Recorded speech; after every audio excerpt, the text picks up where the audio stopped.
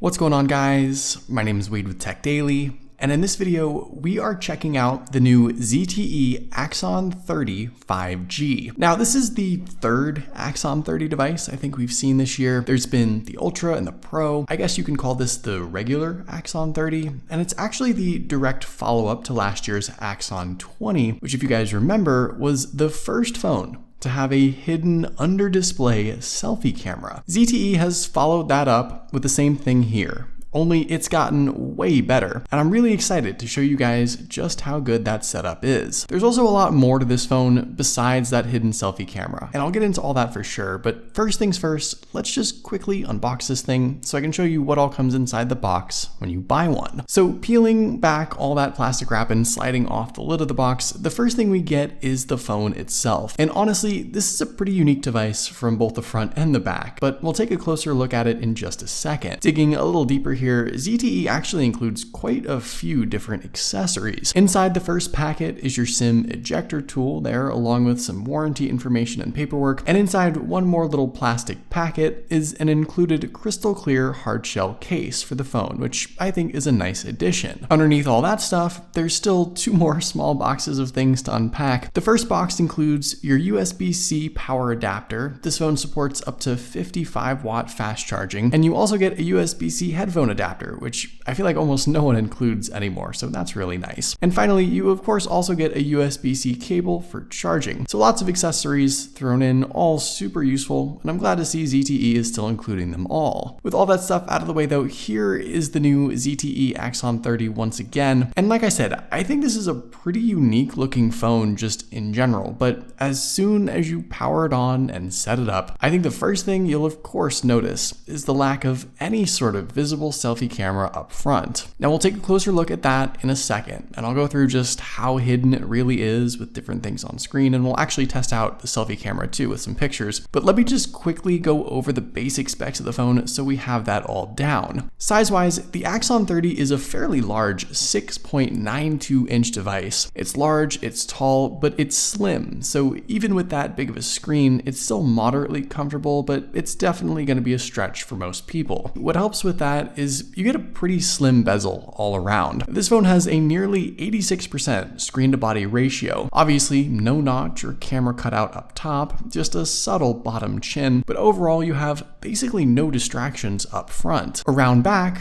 rather than going with a simple one color finish, ZTE added some flair with their Axon logo, a bit of a racing stripe, and a finish that seems to almost shine from black to blue to gray. And I really like the look. It's unique, it seems premium, it's interesting for sure, and it definitely stands out amongst the usual smartphone designs we see. The materials here are glass around back with a plastic frame that's really thin, curvy, and tapered, and all in all, in the hand, fingerprints aside, I think this phone looks and feels really good. And just finishing up here with everything else, nothing on the left side of the phone. On the right, you've got your usual power and volume buttons. Down below, a single speaker setup alongside the USB-C port and SIM and SD card tray, which is great to have. Around back, probably one of the most interesting looking camera modules we've seen, and I'll talk about that in just a bit. There's an in-display fingerprint sensor, which seems really quick, at least out of the box. The placement is good, the sensor area is large. It also retries very quickly if it misses. It does require a bit of a tap and hold, but overall I think it's fast enough and seems to work well so far. Alright, now let's get into that invisible selfie camera, because I know a lot of you guys are probably curious about that. So at first glance, you really and truly cannot see anything up there at all. The technology here versus what we saw on last year's Axon 20, and even with the new Z Fold 3 from Samsung, it's better on this Axon 30. From even like a few inches away, there's almost no sort of ghosting or rainbow effect or shadow or discoloration, whatever you want to call it. It's really impressive. The selfie camera is hidden behind some 400 pixels per inch now, which is double from last year, and that high density pixel count means the display shields the selfie camera almost entirely, without any hint that there's something underneath the glass. And it generally doesn't matter what's on the display, whether it be bright colors, blacks, whites, a video, text, even at varying brightnesses. When you're looking at this phone square on from a normal viewing distance, or even really up close, The selfie camera, or at least the little semi-transparent glass and screen bit that's trying to disguise it all, just isn't visible. Now, if you want to sit there and tilt the phone at different angles, you'll be able to pick out a little dark spot that shows you not only the screen area that's different, but also the camera lens itself behind it, but you'd have to be tilting the phone almost entirely up, down, or sideways, basically away from you, and no one uses the phone like that anyway. The bottom line is that at a glance, and looking more closely at the setup even, it's really hard to see that hidden selfie camera. ZTE did an amazing job improving on last year's tech, and I think this setup is really good. It's nearly ready for the masses, and I wouldn't be surprised to see some smartphones have this similar thing. And just to finish off the rest of the display, the Axon 30 rocks a 2460 by 1080 resolution OLED panel, which overall I think looks really good. It's not particularly bright, but it's very colorful. It's crisp and sharp, even at nearly 7 inches, and I think the viewing experience as a whole is really quite good. Also, it is a 120Hz high refresh rate screen. You can set it to auto, to 60Hz, or 120, which is what I prefer, and it feels fast and snappy and responsive. It's a great setup, and something I haven't really been able to live without nowadays. All in all, with OLED and the high refresh rate, there really wasn't a single compromise here in my opinion, and pair up that solid screen with the invisible selfie camera, you've got essentially no distractions whatsoever. Like I said, no matter what you're watching, what you're looking at, not only will it look great, but you won't even remember there's a selfie camera hidden underneath it. It isn't noticeable at all. Now, hiding it is one thing, but it's still there after all, and you still probably want to use it as a selfie camera. So naturally, the next question is, does it work well? Can it take decent selfies? And the answer to that question is yes, but it's gonna depend on a couple of things. Spec-wise, the selfie camera is a 16 megapixel f2.0 aperture lens, which you might recall is technically not as high spec as last year's 32 megapixel shooter. But in practice, this invisible selfie camera can take, in my opinion, much better shots than last year's setup. But there's a few things to consider here. First off, the viewfinder unfortunately just doesn't offer a very good look at you. It's a bit blurry and cloudy, kind of like you've got a big smudge on your lens, which makes sense because the lens is set behind a layer of glass and a whole bunch of screen pixels. So at first glance, it doesn't seem like it would take a good shot, but when you actually click the button and snap a pic,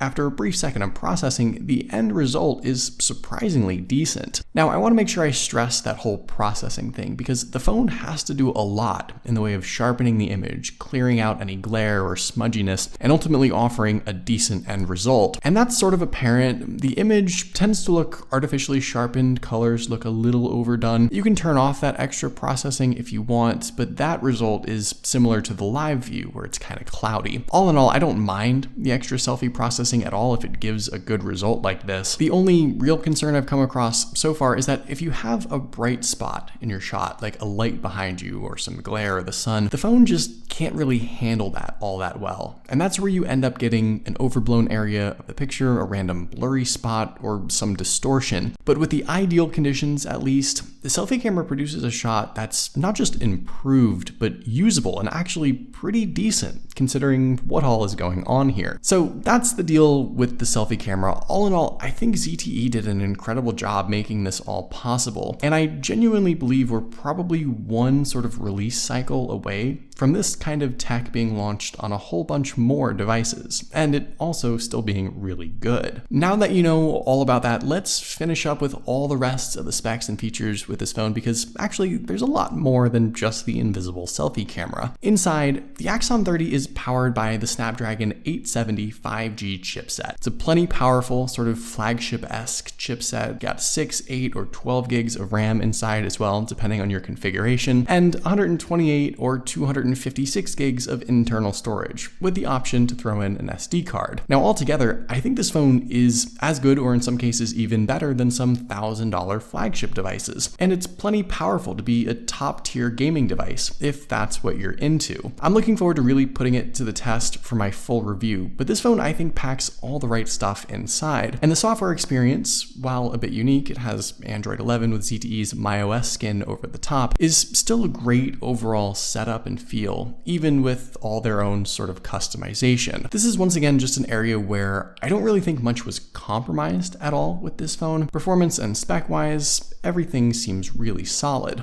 Also, you get a good-sized 4800 milliamp battery inside as well. Paired with that 55-watt adapter, you now have lightning quick charging with the potential for all-day use. No wireless charging, unfortunately, here, but nonetheless, I think the overall battery setup is also really solid. And finally, there's also the matter of that funky rear camera setup around back. You can count 4 lenses here that include a 64 megapixel main lens, an 8 megapixel ultra-wide, 5 megapixel macro, and 2 megapixel depth sensor. All sort of lenses and hardware we've seen before, but all of which allow for a ton of different shooting modes and capabilities. Everything from ZTE's multicam support to 4K 60 FPS video, HDR night mode, AI support, long exposure with one tap, and 64 megapixel mode. It's all just a great collection of features and shooting modes that I'm really looking forward to utilizing. I know ZTE has recently put a ton of effort into their camera setup, and this phone is no exception. So here's the thing about the Axon 30, at least from my first impressions here just right out of the box. ZTE could have offered that improved selfie camera on like a mid-range phone as sort of a proof of concept, but they didn't. They threw it on a very powerful, very capable, feature-rich smartphone. You can get it for the selfie camera, sure, but I think you'll end up staying for everything else this device offers, and that's really encouraging. I'm excited to put this phone to the test in the coming weeks to see it as a whole, but right off the bat here, it seems like ZTE brought not just a unique device with a unique new technology, but a very well-rounded high-end device on its own. So there you go, those are my initial thoughts at least on this new ZTE Axon 30. What do you guys think? Is this hidden invisible selfie camera here to stay? Let me know in the comments down below. I'd love to know your thoughts, of course. Hopefully you guys did enjoy this video though. Be sure to follow TechDaily on Twitter and subscribe to the TechDaily YouTube channel if you haven't already, and I'll see you guys later.